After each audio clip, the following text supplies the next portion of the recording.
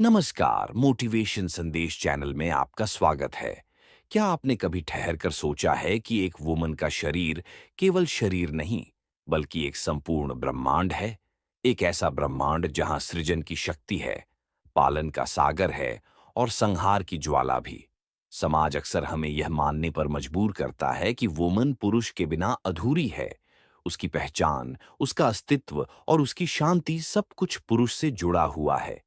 लेकिन क्या यही संपूर्ण सत्य है?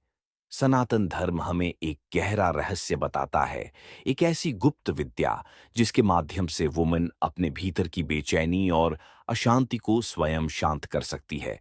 बिना किसी बाहरी सहारे के वह अपने भीतर सोई हुई उस अद्भुत शक्ति को जगा सकती है। और यही उसका वास्तविक सामर्थ्य है। जीवन अग्नि है और वुमन तो स्वयं महाअग्नि का स्वरूप है। उस अग्नि को समाज ने पुरुष के प्रेम और स्पर्श से ही शांत मान लिया, पर यह केवल आधा सच है। यही अधूरा सच वुमन को उसकी संपूर्ण शक्ति का अनुभव करने से रोकता है। असल में वुमन कभी भी अधूरी नहीं रही। वह स्वयं शक्ति है, आदि पराशक्ति का अंश है। वो केवल अपनी पूर्णता को भूल चुकी है, यही उसका भ्रम है। वह शांति को प्रेम, विवाह और संबंधों में खोजती है, जबकि सनातन सत्य कहता है, जिस शक्ति ने ब्रह्मांड की रचना की, वह अपने ही अंश को कभी अधूरा नहीं बना सकती। तो याद रखिए, आप अधूरी नहीं हैं, आप ही संपूर्णता हैं। आपको बस अपनी छिपी हुई शक्ति को पहचानना है। एक बार जब वुमन अपने असली सामर्थ्य को जान लेती है, तो जीवन का हर अंधकार स्वयं प्रकाश में बदल जाता है। असंभव? वुमन के भीतर जो ऊर्जा है, जिसे साधारण भाषा में काम या वासना कहा जाता है, वह वास्तव में सृजन की ऊर्जा है। यही वह शक्ति है जो नए जीवन को जन्म देती है। इतनी प्रबल कि यदि इसे दिशा न मिले, तो यह वुमन को भीतर ही भीतर जलाकर राख कर सकती है, बेचैन और अशांत बना सकती है। समाज ने यही सिखाया कि पुरुष का संग इस ऊर्जा को शांत करता है। हाँ, वह थोड़ी देर की राहत देता है, जैसे उबलते बर्तन पर ढक्कन रख देना। परंतु वास्तविक शांति ढक्कन लगाने से नहीं, बल्कि उबाल को शांत करने से आती है। तो प्रश्न यह है, वह रहस्य क्या है? वह मार्ग कौन सा है जिससे वुमन इस अग्नि की स्वामिनी बन सके और अपनी ऊर्जा को आत्मज्ञान की ज्योति में बदल सके? पहला मार्ग है ऊर्जा का रूपांतरण। ऋषियों ने जाना कि ऊर्जा कभी नष्ट नहीं होती, केवल बदलती है। वुमन के भीतर यह ऊर्जा अधोगामी है, सृष्टि को आगे बढ़ाने के लिए नीचे की ओर बहती है। पर योग और तंत्र कहते हैं, इसे ऊर्ध्वगामी भी बनाया जा सकता है। नीचे बहे तो यह वासना है, ऊपर उठे तो यह साधना है। यही ऊर्जा मेधा और प्रज्ञा बन जाती है। और जब सहस्रार तक पहुंचती है, तब जो परमानंद मिलता है, उसकी तुलना में संसार के सारे सुख तुच्छ हो जाते हैं। यह रूपांतरण होता कैसे है? इसका मार्ग है साक्षी भाव। जब भी मन में कोई तीव्र इच्छा उठे, उसे दबाए मत। दमन से केवल मानसिक रोग पैदा होते हैं। बस उसे देखें, एक दर्शक की तरह। जैसे आकाश में बादल आते जाते हैं, वैसे ही इच्छाएं उठती हैं और फिर शांत हो जाती हैं। जब वुमन यह देखना सीख लेती है, तो वह समझ जाती है, ये इच्छा मुझ में उठी है, पर मैं यह इच्छा नहीं हूं। यही भेद स्वतंत्रता की पहली सीढ़ी है। हाँ, प्रारंभ में कठिन लगेगा, मन खींचेगा, पर धैर्य और निरंतर अभ्यास से वुमन अपनी इच्छाओं की मालिक बन जाती है, गुलाम नहीं। दूसरा मार्ग है भक्ति का। भक्ति से बड़ा रूपांतरण का कोई साधन नहीं। वुमन का हृदय स्वाभाविक रूप से प्रेम और समर्पण से भरा होता है। उसे बस अपने प्रेम के पात्र को बदलना होता है। जब वह अपनी तड़प को किसी नश्वर इंसान पर नहीं, बल्कि ईश्वर पर केंद्रित कर देती है, तो उसका जीवन चमत्कार बन जाता है। वह अपने हर श्रृंगार, हर कामना को अपने आराध्य को समर्पित कर देती है। चाहे कृष्ण को अपना प्रेमी माने या शिव को अपना सर्वस्व, उसका प्रेम सांसारिक नहीं रहता, बल्कि दिव्यता को छू लेता है। वो मन की वासना प्रार्थना में बदल जाती है, उसका अकेलापन साधना बन जाता है। और यही है मुक्ति का मार्ग। मीरा इसका सबसे बड़ा प्रमाण है। उसने अपनी सारी प्यास, सारी तड़प गिरधर गोपाल पर केंद्रित कर दी और वहीं उसकी साधना बन गई। याद रखिए, आप अधूरी नहीं हैं। आपकी ऊर्जा, आपकी शक्ति, आपका प्रेम ही आपका पथ है। जब वुमन अपनी शक्ति को पहचान लेती है, तो कोई भी असंभव उसके लिए असंभव नहीं रहता। उसके लिए कृष्ण ही उसका पति, उसका प्रेमी उसका सर्वस्व थे।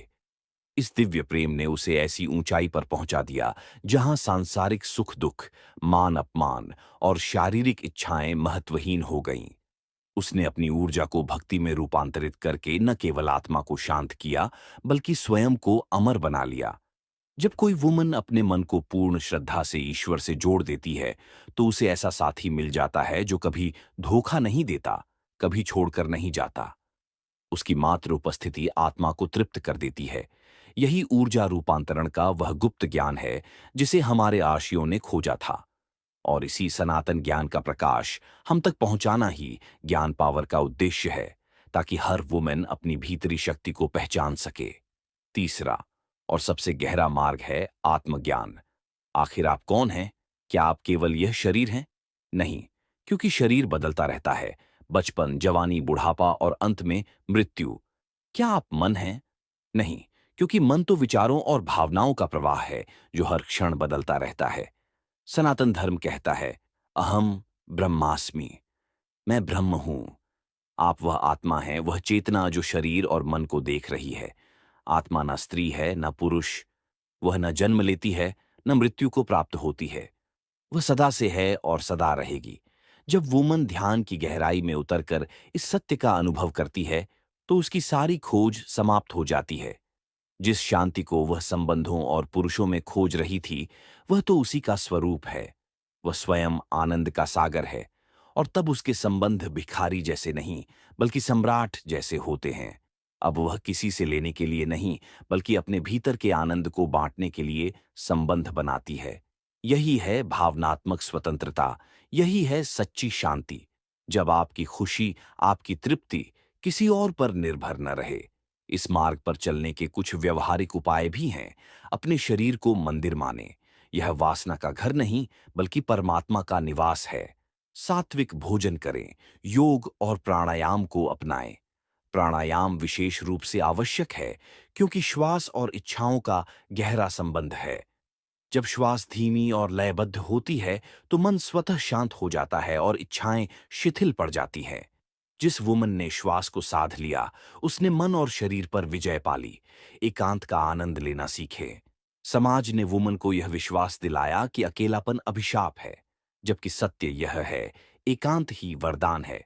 याद रखिए, आप अधूरी नहीं, आप ही पूर्णता हैं। जो वुमन इस मार्ग पर चलती है, उसके लिए कोई सीमा, कोई अभाव शेष नहीं रहता।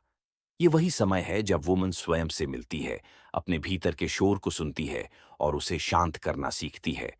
हर दिन थोड़ा समय अकेले में बिताइए, प्रकृति के बीच, संगीत के साथ, किसी कला या रचनात्मक कार्य में।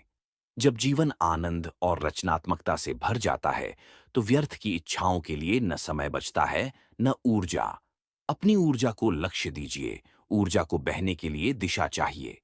यदि सकारात्मक दिशा न दी जाए, तो यह नकारात्मक दिशा में बहने लगती है। जीवन का कोई बड़ा उद्देश्य चुनिए, सेवा का, ज्ञान का या किसी महान कार्य का। जब वुमन अपनी शक्ति एक बड़े लक्ष्य पर केंद्रित करती है, तो छोटी इच्छाएं अपने आप पीछे छूट जाती है। उसकी ऊर्जा नाले जैसी नहीं रहती, बल्कि एक विशाल नदी बनकर सागर की ओर बढ़ने लगती है। याद रखिए, यह यात्रा एक दिन की नहीं है। इसमें धैर्य, निरंतरता और आत्मविश्वास चाहिए। समाज बार बार आपको पुरानी धारणाओं में खींचेगा, मन भी आपको भ्रमित करेगा, लेकिन आपको दृढ़ रहना होगा। वुमन होना कमजोरी नहीं, ये तो महाशक्ति है। आपके भीतर धैर्य का असीम सागर है, प्रेम की असीम क्षमता है और सहनशीलता की अनुपम शक्ति है। इन्हें अपना अस्त्र बनाइए।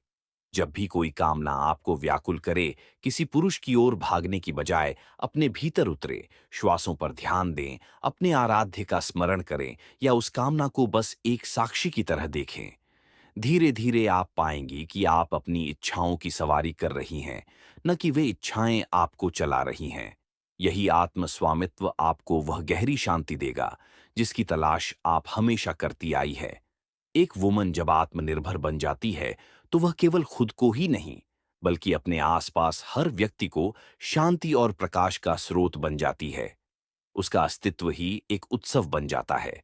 उसे पूर्णता के लिए किसी पुरुष की मोहर की जरूरत नहीं होती, क्योंकि वह स्वयं में पूर्ण है, स्वयं में शांत है, स्वयं में तृप्त है। यही है सनातन रहस्य। आप अधूरी नहीं, आप शक्ति हैं, आप पूर्ण हैं। बस अपनी इस पूर्णता को पहचानना और अनुभव करना है। जिस दिन आप यह कर लेंगी, उस दिन आपको शांति देने के लिए किसी और की आवश्यकता नहीं रहेगी। आप स्वयं शांति का स्रोत बन जाएंगी। हम आशा करते हैं कि ज्ञान पावर की यह प्रस्तुति आपके भीतर नई सोच और नई दिशा जगाएगी। याद रखिए, यह ज्ञान सुनने के लिए नहीं, जीवन में उतारने के लिए है।